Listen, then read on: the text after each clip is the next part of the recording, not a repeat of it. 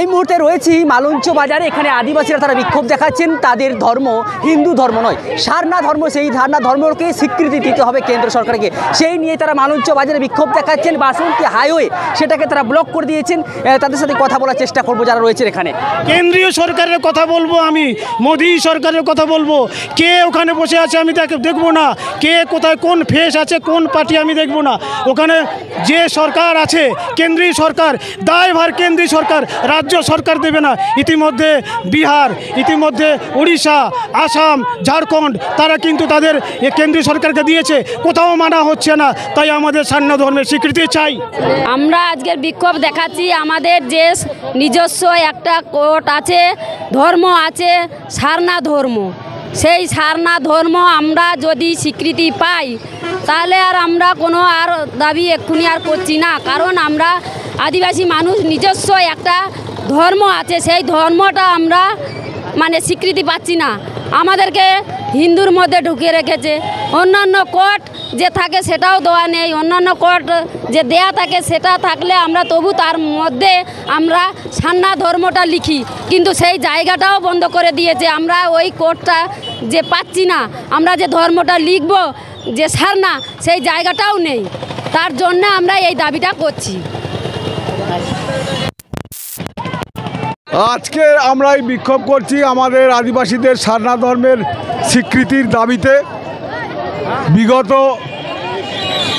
4 বছর ধরে এই সংগ্রাম চলছে আমাদের গোটা ভারতবর্ষে। দিদির কাছে গোটা ভারতবর্ষে 50 লক্ষ মানুষ আমরা সারনা ধর্মের কোড লিখেছি।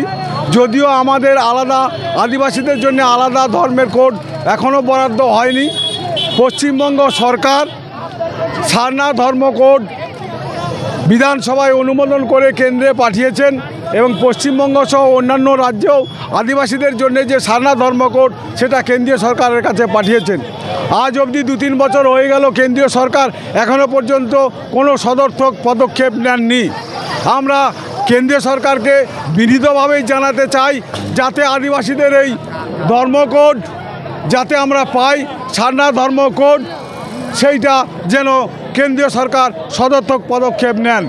এখনও পর্যন্ত আমাদের এই পশ্চিমবঙ্গে আদিবাসীদের গণনার ক্ষেত্রে কিন্তু অনেকটাই অসুবিধে হচ্ছে, যেখানে আদিবাসী ডেভেলপমেন্টটা অনেকটাই নির্ভর করে ধর্মকোডের উপরে। সেই কারণে আমরা আজকের এই রাস্তা অবরোধ করেছি এবং আমরা গত 4 দিন ধরে আমাদের এই ধর্ণা অবস্থান সারনা ধর্মকোডের দাবিতে চলছে।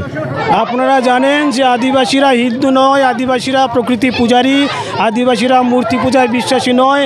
ভারতবর্ষের আদিবাসীদের নিজস্ব সারনা ধর্ম, সেই সারনা ধর্মের স্বীকৃতি আমরা বারবার দাবি করছি। ইতিমধ্যে বিধানসভায় পাশ করে মাননীয় মানবিক মুখ্যমন্ত্রী মমতা ব্যানার্জি তিনি বিধানসভায় পাশ করে পাঠিয়ে দিয়েছেন, একাধিকবার সুপারিশ করেছেন, কিন্তু কর্ণপাত করছে না মোদী সরকার, কেন্দ্রীয় সরকার।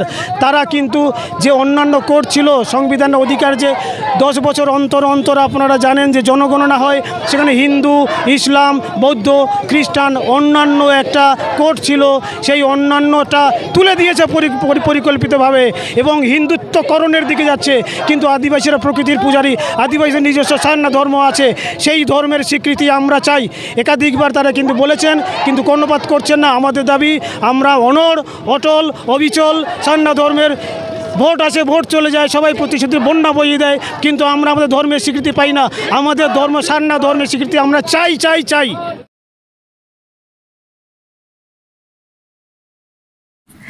এসি সার্ভিসিং করাতে চান অল্প খরচে? দুর্দান্ত অফার নিয়ে আসছে আর কুলিং টেক। মাত্র 399 টাকায় জেড পাম্প ও কেমিক্যাল সার্ভিস পেয়ে যাবেন। এক ফোনে পৌঁছে যাবে আপনার বাড়িতে। যোগাযোগ করুন। শুধুমাত্র কলকাতা শহরে সার্ভিস দেওয়া হয়।